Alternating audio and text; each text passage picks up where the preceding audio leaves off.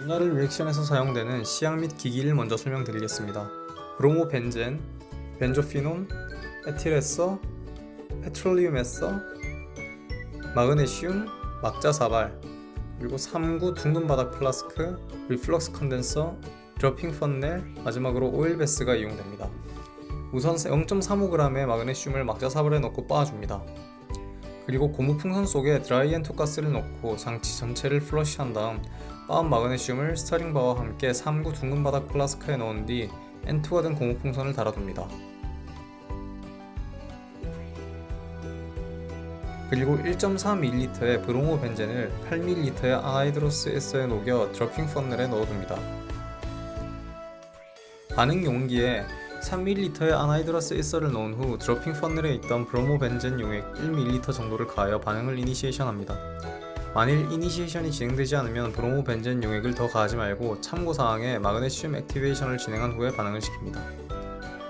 이니시에이션이 된 후 휘건이나 오일베스 등의 열원을 제거하여도 계속 기포가 발생하면서 용액이 갈색으로 변하는 등 반응의 진행이 확인되면 가열을 멈추고 드러핑 펀넬에 있는 나머지 브로모벤젠을 리플럭스가 일어나는 속도로 천천히 가해줍니다.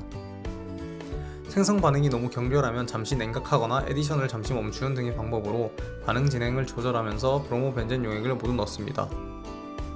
그리고 브로모벤젠을 다 넣은 후 마그네슘이 더 이상 소모되지 않을 때까지 추가로 30분 정도 약하게 리플럭스 합니다.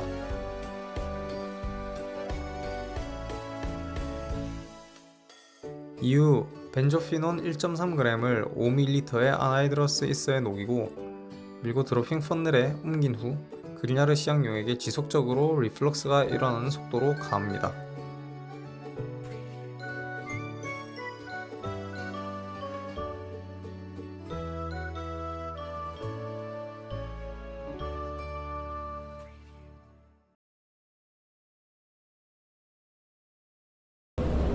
We will go ahead and start adding the benzophenone mixture.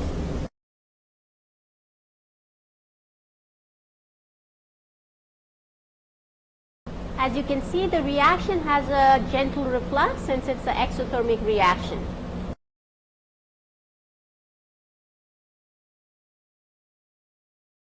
The addition of benzophenone mixture is complete. Right now we're going to turn off the stirring and let it cool down to room temperature.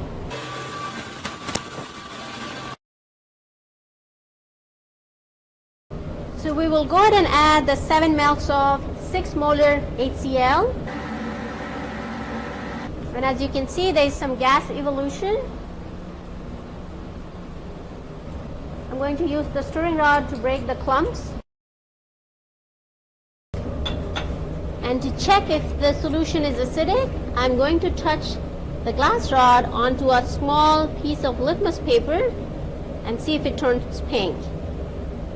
So it did turn pink, which indicates the solution is acidic, and we did add enough HCl. We're going to transfer the product solution into a separatory funnel. I will rinse the round bottom flask with about 5 mLs of ether to get the remaining product out.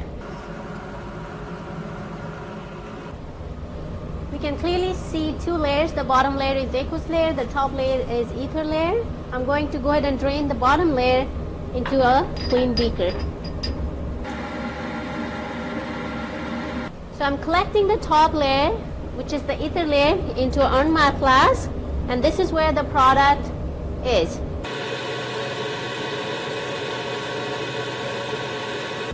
Alright, we will go ahead and transfer the aqueous layer back again into the separatory funnel. Add 5 mLs of ether. Mix and vent. And we will let it sit to separate the two layers. Again, we clearly see two layers. I'm going to transfer the bottom layer into the beaker. And then the top layer back into the same Ernma flask where I collected my first ether layer. To the ether layer, I'm going to add about 1 gram of sodium sulfate, which is the drying agent, and let it sit for a few minutes. Now I'm going to transfer the liquid into a clean or matte flask.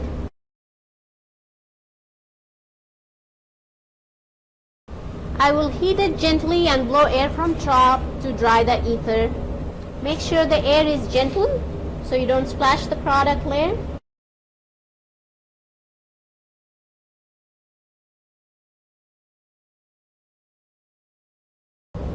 So it took about 5 minutes to dry. So this mixture should have our product, and it could also have biphenyl, which is one of the byproducts. To get the biphenyl out of the product, we would do the PET ether treatment. I'm adding about 10 mL of petroleum ether to this mixture. If any biphenyl is there with my product, it's going to go in the petroleum ether layer. I will take it out from the water bath, let it cool down. So it has cooled down. I'm going to go ahead and filter it out. I'm going to put the filter paper in, add a couple drops of petroleum ether, and turn on the vacuum.